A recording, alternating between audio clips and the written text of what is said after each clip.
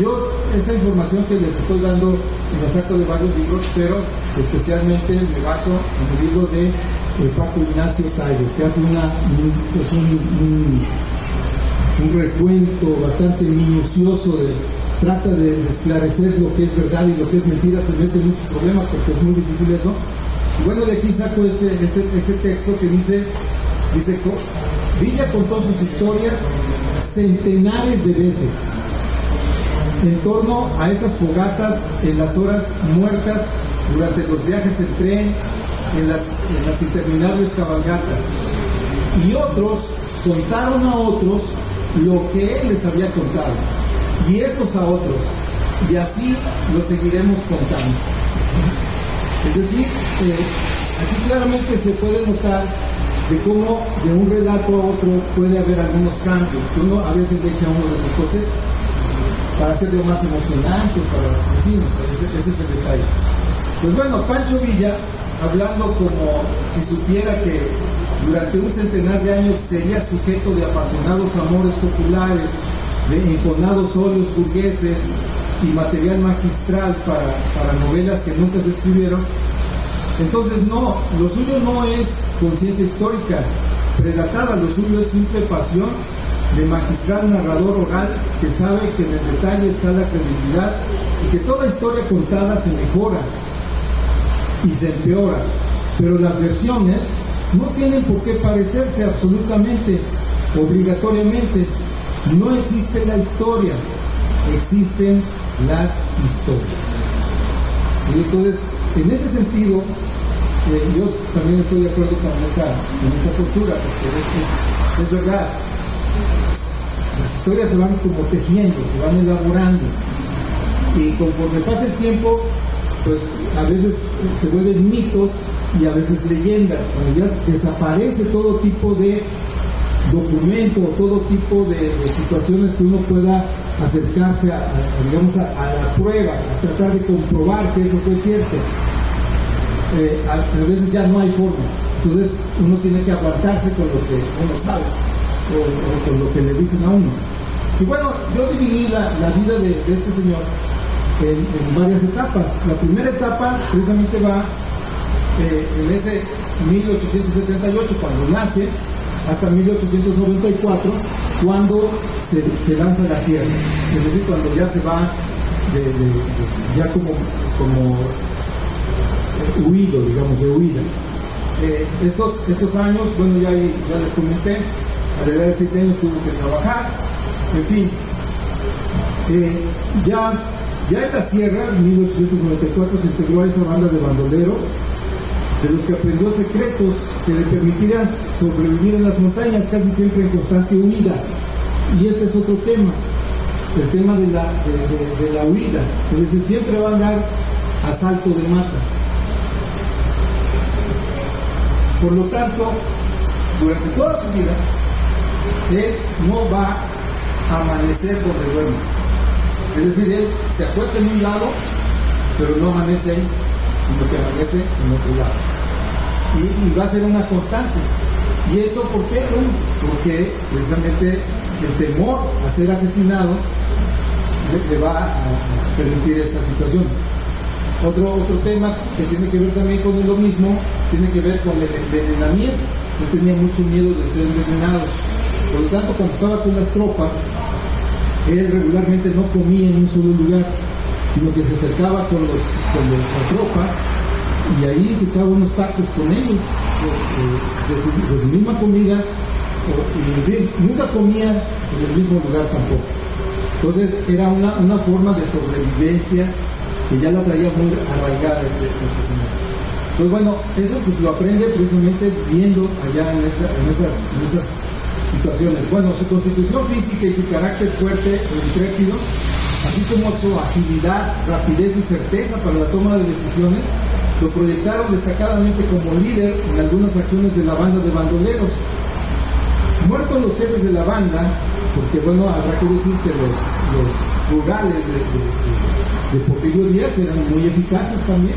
Es decir, era la policía de ese tiempo, y eran muy eficaces porque entonces sí andaban detrás de los bandoleros, protegiendo los intereses de los hacendados, por supuesto. ¿sí? Entonces, ahí sí les aplicaban la ley fuga, en fin, todas estas leyes que se aplicaban en la época de Porfirio Díaz. Y a los que no, pues los metían a la cárcel y ahí los dejaban. Necesitaban sus cosas, en fin, lo que ya sabemos que era el porfiriato.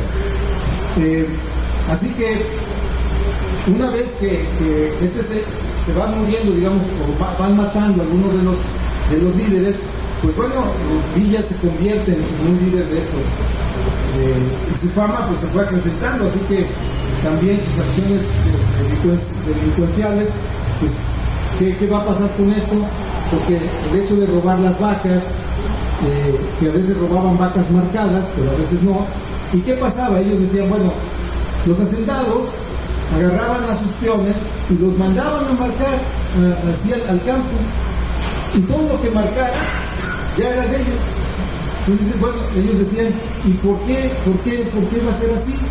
Nosotros no las marcamos, pero las agarramos y las usamos. Entonces, no veían ellos como un delito, digamos, esa situación, pero claro, ya la situación de Porfirio Díaz, pues ya era un delito agarrar vacas que estuvieran marcadas. Entonces, se constituía en un delito y había que castigar.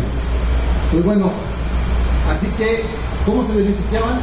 Pues bueno, una vez que agarraban las vacas, las vendían, compartían el botín, y una parte de la población que estaba ligada, digamos, a esta banda, que son las familias, pues de ahí se beneficiaban también. Entonces, de esa manera, este señor Villa comenzó a crear una serie de ligas con la gente. Sí, la gente lo comenzó a respetar, lo comenzó a tener como un personaje pues bondadoso, que pues era terrible, pero también compartía, ¿no? Compartía de vez en cuando. Bueno, Villa gozaba de muy poco reconocimiento social en su época de bandolero, a lo más de una red extendida a lo largo de Chihuahua y el norte de Durango, de contactos con padres, cómplices, compinches, amigos, beneficiados sueltos que recibieron una vaca, un puñado de pesos y una máquina de coser.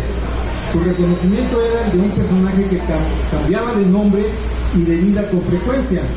Desaparecía por largas temporadas, cambiaba de oficio. En sus acciones hubo poca generosidad hacia los pueblos. Robó a los hacendados, pero no los confrontó. Mató rurales, pero no organizó su destrucción. Robó a los ricos, pero pocas veces para entregar a los pobres. Si bien no construye reconocimiento social en esos años, sí construye la red y la ética, las reglas del juego y los odios a la oligarquía. Esto es importante porque, en efecto, o sea, sí era bondadoso, pero no tanto como a veces aparece ser. Porque el tema de Robin Hood, el Robin Hood mexicano que le adjudican a él, pues fue prácticamente un invento de los gringos, cosa rara, pero así es. En Estados Unidos, algunos de los difusores de las correrías de Pancho Villa comenzaron a llamarlo el Robin Hood mexicano, porque pues sí, en efecto, a veces compartía lo que tenía de ganancias. Pero bueno, no siempre era de esa manera. Era mujeriego, muy mujeriego.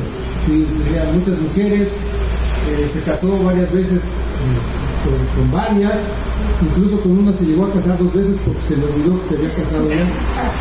Así que, imagínenselo, es un personaje de veras fuera de serie.